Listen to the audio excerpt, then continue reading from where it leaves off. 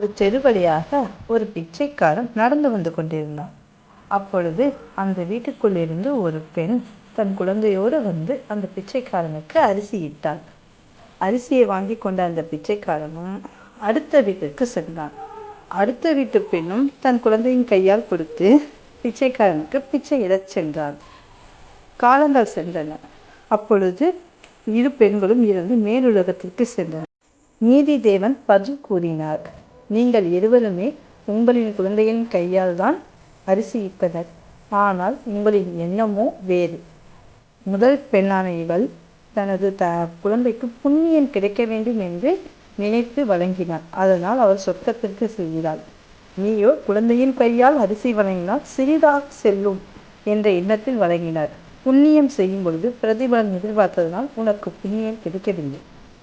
செய்யும் பொழுது எதிர்பார்ப்பு இருந்தால் அங்கே தர்மம் நிற்காது. இந்த வீடியோ பிடிச்சிருந்தா கமெண்ட் பண்ணுங்க, லைக் பண்ணுங்க.